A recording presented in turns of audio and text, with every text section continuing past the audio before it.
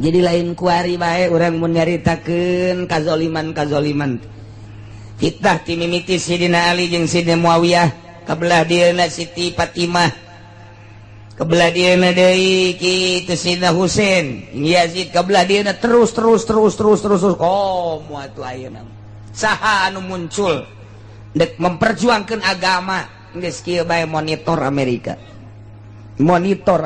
kuari Indonesia teh geus didelekeun bae di monitor Amerika unggal poe Malaysia didelekeun aya monitor di dunia teh anu boga monitor model kitu ngan hiji-hijina Amerika doang batur teu meunang nyieun asal nyieun dibom teu meunang nyieun atom asal nyieun dibom teu meunang ngaleuwihannya nyana teh dek jadi polisi dunia dumanda kamari Irak dibom teh kapan aya itu senjata biologi padahal mah wallahu alam tapi nu jelas mah aya namangan ketika kamari ditelusuri kan dibom bae lain eta maksudna mah memperjuangkan agamana napas agamana nu ulah aya kaduhung kaliwat langkung hante nyembah kayang agung fitnah dimimitian ku perang antara Sayyidina Ali sareng Sayyidina Muawiyah perang Siffin kemudian perang Jamal antara Sayyidina Husain sareng Yazid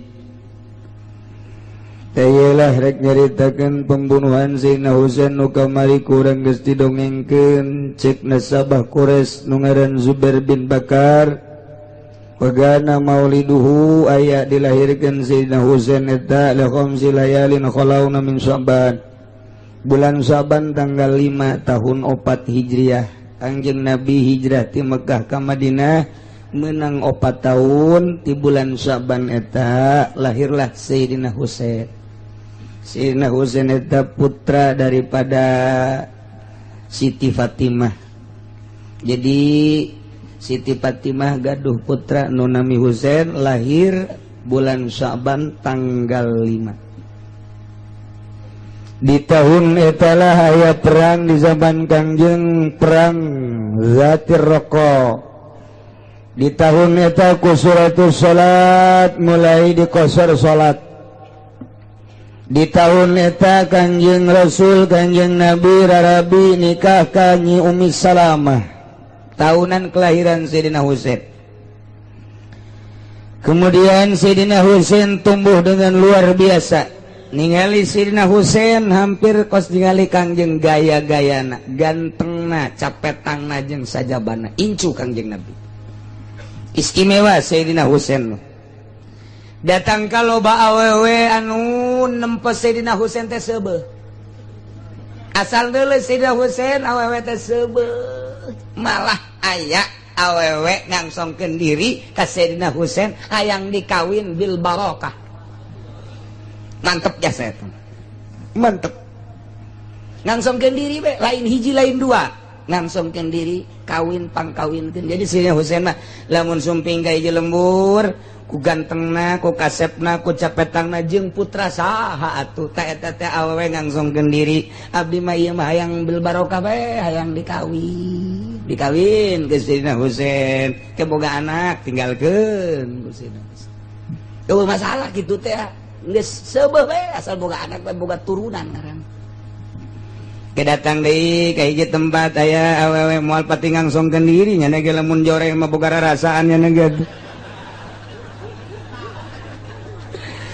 Moal pede atuh nya ge. Ya geus pilihan deui. Sayyidina Husain moal teh ieu mah kula mah hayang bil barokah bae hayang boga turunan nya didukung ku lobana tokoh dikawin ke Sayyidina Husain ke terus gaduh putra ke ditinggalkeun ku Sayyidina Husain. Kitulah Sayyidina Husain. Jelema puas jasa Sayyidina Husain. Asa aya Kangjeng bae. Anda kuari loloba Habib kos kitu dah. Sok baik lembur kawin ditinggalkeun jadi tepuguh kuari mata punat tepuguh nurutan Sayyidina Husain teh kataekan Sayyidina Husain mah atuh ganteng pinter puara luar biasa Nah aya bae tapi terus mah haju kadari itu kuari nage hampir habib dek keskara itu sebagian kecil tapi nah wattafaqu ala anahu kutila ittifaq ahli tarikh ahli sejarah bahwa Sayyidina Husain terbunuh iya yauma Asyura tanggal 10 bulan Muharram tahun 61 Muharram tanggal 10 kamari tan mentak poe tanggal 10 teh jutaan manusia jelema daratang ka Karbala untuk mengenang keterbunuhanana Sayyidina Husain radhiyallahu di ngaranan eta tahun 61 Hijriah amal hazan wa qutila ma'ahu istani wa samanuna rajulan min ashabihi nu bareng terbunuh jeung Sayyidina Husain teu kira-kira tokoh 82 karenanya diharap nang tangan di dalam peperangan tersebut geus teu kabendung dongeng perang nu kamari di jerona aya Hasan bin Yazid sami lantaran sangkilang Sayyidina Husain ieu setru dengan Yazid anak nama milu ka Sayyidina Husain terbunuh di sarua bae lianahu barizun wa qutila ma'al Husain dibunuh babarengan jeung Husain eta iya Hasan bin Yazid sumakutila jami'u banihi wabeh dibeakeun anak Sayyidina Husain nu mana di mana bae ayana beakeun dibunuh bae kabeh insyaallah jadi lain kuari bae urang mun nyaritakeun kazaliman fitnah ti mimiti Sayyidina Ali jeung Sayyidina Muawiyah kabelah dieuna Siti Fatimah kebelah dieuna deui kitu Sayyidina Husain Yazid kebelah dieuna terus komo atuh ayeuna saha anu muncul dek memperjuangkeun agama geus kieu bae monitor Amerika kuari Indonesia teh geus dideleukeun bae di monitor Amerika unggal poe Malaysia dideleukeun aya monitor di dunia teh anu boga monitor model kitu ngan hiji-hijina Amerika doang batur teu meunang nyieun asal nyieun dibom teu meunang nyieun atom asal nyieun dibom teu meunang ngaleuwihannya nyana teh deuk jadi polisi dunia nu mantap kamari Irak dibom teh kapan aya kitu senjata biologi padahal mah wallahu alam tapi nu jelas mah aya namangan ketika kamari ditelusuri kan dibom bae lain eta maksudna mah memperjuangkan agamana napas agamana nu ulah aya nadak Indonesia saya sieun jasa asal aya baik di partai maupun di organisasi anu ngomong agama geus Indonesia lu sieun sebab Amerika telepon ke presiden jangan biarkan tangkap asyaallah deuk kumaha dakwahna deuk kumahan mantak orang menungguan ge jelema anu endek ngamajukeun bangsa negara jeung agama tanu ditungguan teh eta encan aya bae encan aya ye piningit masyaallah encan aya ye kesatria encan aya iraha kiai ayana engke bakal aya tetep kuari keur tapake nih jelemana kerta pakai nih ente bisa ente tapak mau mal bisa tetep baik kudu nu tapak baik Kangjeng Nabi baheula tapak di luhur pun ka handap eta teh jadi pejuang tapak heula memeh umur 40 tahun tapak naik gunung turun 3 poe turun seminggu turun kadang 15 poe turun eta ngaranna tapak terus Bung Karno tempat pertapaanana tuh luar biasa Gus Dur tukang tapak Soeharto sarua bae walaupun kejawen nyana tapa Soeharto nu mantep kuat teger sanajan haju korupsi ke belah dieu kaajak ku babaturanana tapa Gus Dur atuh sarua bae tapa Megawati lantaran teu tapa sakedeung tetep bae teu jadi pemimpin Indonesia mah kudu pertapa sebab di Indonesia mah nu baheula kuat teh ieu pendidikan pondok pesantren di zaman Belanda teh can aya sakola nu aya pondok pesantren raja-raja teh mah santren urang bacaan coba ge sejarah raja Jawa Timur Jawa Tengah Jawa Barat kabeh malah santren jadi pendidikan nu paling tiheula teh pondok pesantren baca geura baheula kula keur sakola zaman kan arok zaman empu sindok. Iya tuh pesantren terus datang ke kuari. Nah, iya timbul aya pendidikan formal nu kuari teu saimbang lantaran pendidikan batin. Raja-raja baheula teh bisa perang bisa damai lantaran batinna luar biasa. Mun urang nyaritakeun raja baheula aya aturan gunung diangkat pan ku leungeun. Gunung teh diangkat ku leungeun lain alagaan baheula mah. Aya anak raja gering kemudian kudu di gitu ubaran nu bisa ngubaran aya ge hiji daunan nu aya di gunung teh pan gunungna diangkat kan dibawa ka raja tah pilih bae cenah tah mana cokot eta digaditukeun deui Masya Allah ya terus disusul ku zaman kewalian atuh ahli tapak kabeh ahli tapak kuari mah ulah kudu tapa di gunung, ulah kudu tapa di leuweung, tapa kredit bae. Tapa kredit jeung tanpa ulah narima duit di pamarentah, geus jadi wali teh budak teh. Ulah merengket bae geus merengket mun aya pamarentah mawakeun duit ka dinya. Leutik amat.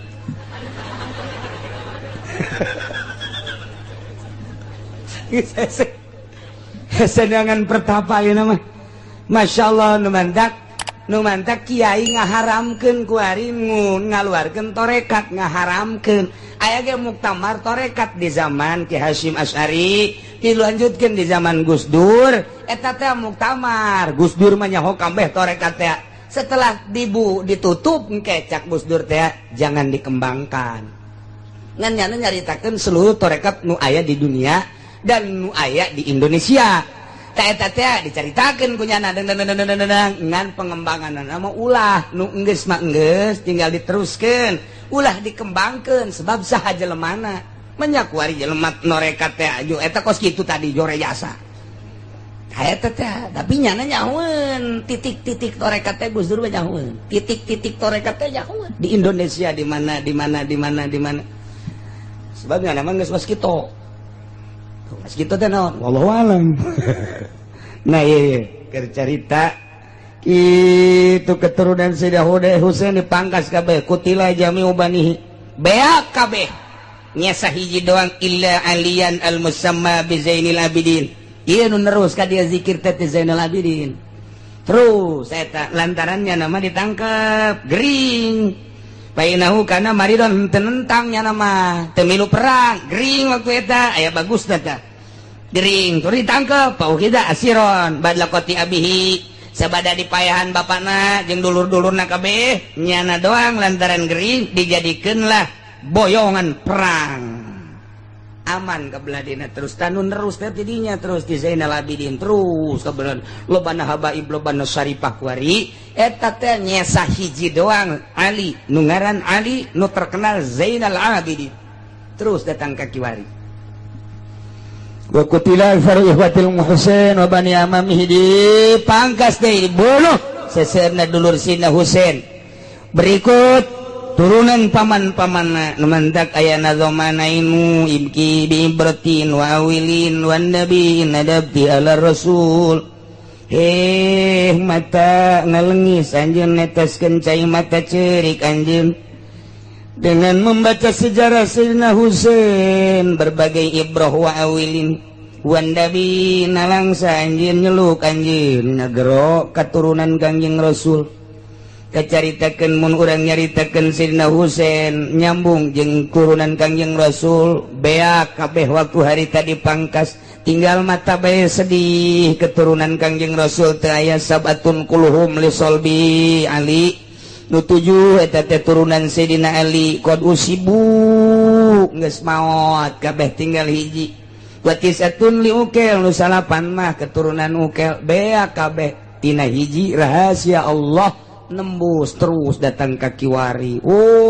datang ka terus alhamdulillahirabbil alamin lamun di dunia kuari eueuh turunan Kangjeng Rasul andai kata di Mekah di Madinah, di Irak, di Mesir, di belahan itu kitu kedeh di belahan urang termasuk di Amerika, di Inggris mun eueuh turunan Kangjeng Rasul wallahu a'lam ieu teh ku nyebarna turunan Kangjeng Rasul bae alhamdulillah ka unggal nagara jadi teger perasaan beda geura ge urang lamun berhadapan jeung Habib mah beda artina beda teh kumaha ndekna mawana ka tauhid bae nyana mah ndekna ka tauhid sanajan jelema nama mabok mabe baloba nu mabok nu zina tuh saroba aja jelemanya nage ketika mabok ketika zina tapi tak we ngomongna bertauhid bae eta Habib bedana kosi sebabnya nama memang zatiahna logamna aslinya nama memang keturunan Kangjeng Nabi urang Kangjeng Nabi Muhammad sallallahu alaihi wasallam beda bae ngan urang teresep teh ka akhlakna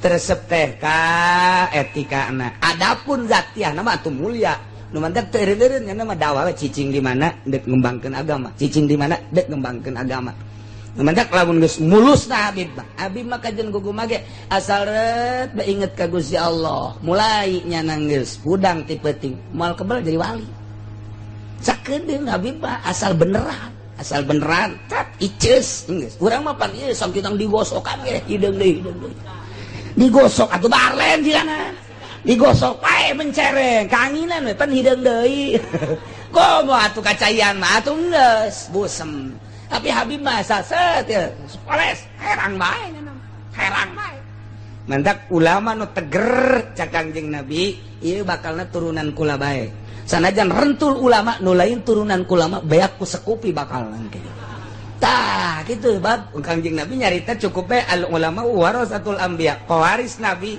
ilmuna moal kuat nyekelan ilmu nabi mun lain turunan nabi dina bisana tetep bae ngolembar bae di mana bae di dunia di timur tengahna di ASEANna di Eropahna di Amerikana di Australiana anu teger jekelan ilmu Kangjeng Rasul turunan Kangjeng Rasul teliti kurang teliti aya kiai di Pandeglang gagah amat teliti pasti ka dituna nyambung ka Kangjeng Rasul Jawa Tengah teliti aya ieu gagah amat pasti ka dituna nyambung ka Kangjeng Rasul aya gagah amat ieu aju beunang ku sekupi lain dageun aja lain oh hancur ku sekupi doang hancur ku partai doang hancur moal bisa tapi lamun teger bae henteu mambri di partai di organisasi dawat api nyanana teger bae oh lain sembarangan sebab logamna asli emas entek di urang alhamdulillah emas buah loba jasa aduh ngabetan malulu teh emas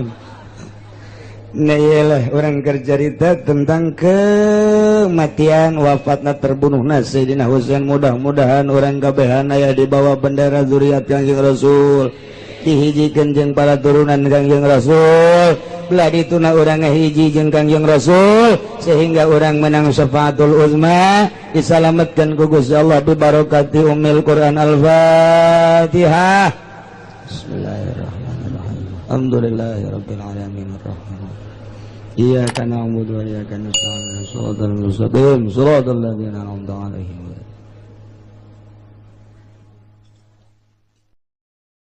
A'udzu billahi minasy syaithanir rajim. Bismillahirrahmanirrahim. Wa kana al-Hasanul Basri radhiyallahu anhu yaqul lana nasaba Kiai Hasan Basri muga nilar benu safallahu anhu saking Kiai Hasan iku ngucap ya Hasan ucap-ucap ing lapad kutila ma'al Husain dan bunuh sumertane Sayyidina Husain ibni Aliin kang putra lanang Ali sittata asyara rajulan min ahli baitihi opon 16 apane rajulan wong lanang kang tetep saking ahli bait Husain lam yakun ala wajil ardi lahum syarihun kang orana ana ikut tetep ing atas latar bumi lahum gadue ahli bait opo kang nyarupani Ogola gayulan ucap sapalian Hasan al-Basri naum satu negalaguan kutila ma'al Husain kuden bunuh sumertane Sayyidina Husain bin Ali min waladihi kang tetap saking anak Husain wa ikhwatihi lan pirang-pirang dulure Husain wa ahli baitihi lan ahli bait Husain 23 rajulan apa 20 lanang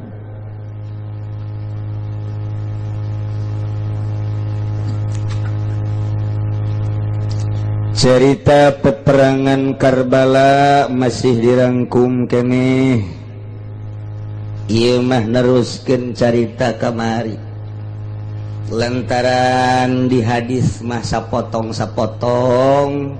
jadi encan naon gitu ngaranna ngahujur can puguh di mana awalna awal tidak pembunuhan Sayyidina Utsman bin Affan. Setelah Sayyidina Utsman terbunuh, naiklah Sayyidina Ali karramallahu wajah. Sayyidina Ali dituntut ku kaumna supaya secepatnya mendapatkan pembunuh Sayyidina Utsman. Terutama keluarga Sayyidina Utsman menuntut ke Sayyidina Ali sebagai khalifah yang baru segera coba pembunuh Sayyidina Utsman eta dibenangkeun.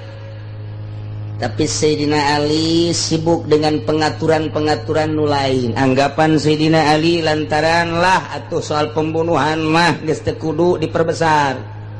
Geus aya ti dituna kahiji, kadua mah atuh dibunuh teh kapan syahid. Geus Sayyidina Ali teu melu. Karena tuntutan-tuntutan keluarga Sayyidina Utsman jeung muhibin Sayyidina Utsman. Sibuk Sayyidina Ali utar atur tentang kemaslahatan rakyat. Sayyidina Ali ayana di Kufah. Otomatis kuarin nuntut ke Sayyidina Muawiyah. Lantaran Sayyidina Muawiyah teh anu hayang jadi gubernur saat eta.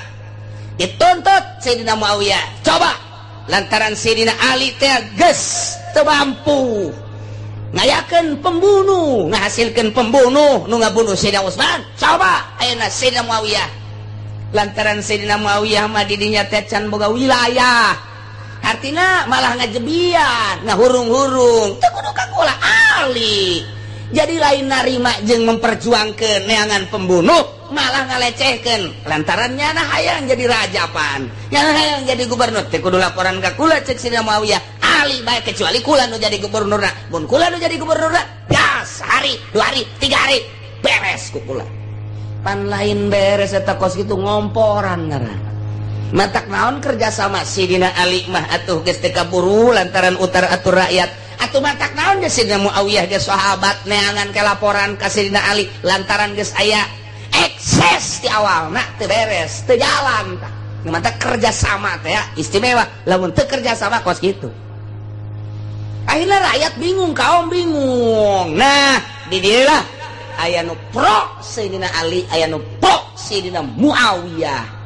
Ta aya nu teu pro Sayyidina Ali, teu pro Sayyidina Muawiyah. Jadi tilu ngaranna, nu pro Sayyidina Ali ngaranna kaum Syiah. Pro Sayyidina Muawiyah, aya nu teu pro ka Sayyidina Muawiyah jeung Sayyidina Ali ngaranna kaum Khawarij. Bagi tilu ti mimiti tidinya. Nah, ieulah gambaran untuk perang Karbala seperti eta. Sayyidina Ali wafat, terbunuh deui. Nah, ieulah Sayyidina Muawiyah naik. Tidinya leuwih teu ngurusan rakyat. Tuntutanana 2, pembunuh Sayyidina Utsman kupaya dibenangkeun, nu ngabunuh Sayyidina Ali ge horeng nu ngabunuh Sayyidina Ali mah meunang Sayyidina Muawiyah. Pan beuki acak-acakan situasi politik teh lain lalagaan, acak-acakan. Sementara rakyat di Kufah, terutama di Kufah, di Basrah dan sekitarna mengharapkan putra mahkota Sayyidina Ali nu ngaran Husain supaya dijadikan gubernur ulah Muawiyah. Kos kitu kajadianana dituntut supaya Husain ulah Muawiyah. Sayyidina Muawiyah tetep bae nyana hayang ngarau ku siku.